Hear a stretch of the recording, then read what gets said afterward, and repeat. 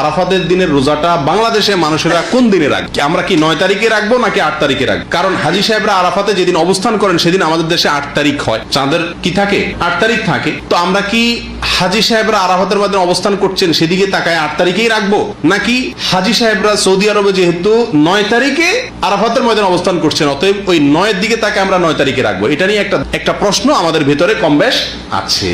কারণ নবী করিম সাল্লাল্লাহু আলাইহি ওয়াসাল্লাম যে আরাফাতের দিনে রোজা রাখতে বলেছেন, আসলে 9 তারিখকে জিলহজের 9 তারিখকে আরাফাতের দিন বলা হয়। এখানে তারিখটা হলো উদ্দেশ্য, আরাফাতের দিন এটা হলো শুধুমাত্র নাম। জিলহজের 9 তারিখে ইয়মে আরাফা বলে, জিলহজের 8 তারিখে ইয়মুত তারবিয়া বলে। এগুলো হলো এই দিনগুলোর এক একটা নাম। যেহেতু নবী সাল্লাল্লাহু আলাইহি ওয়াসাল্লাম আরাফার দিন রোজা রাখতে বলছেন অতএব 9 তারিখে রাখবেন, এরকম একটা মত উলামা ইকরাম বলেন। এখন আমরা কোন দিকে যাব? 8 তারিখে রাখবো নাকি 9 তারিখে রাখবো? আমি বলি, যেহেতু কোন মতের পক্ষেই সুস্পষ্ট কোনো হাদিস নাই, অতএব আমাদের জন্য সবচেয়ে যুক্তিসঙ্গত হলো দোনো দিন রাখা, 8 তারিখে এবং 9 তারিখে রাখা।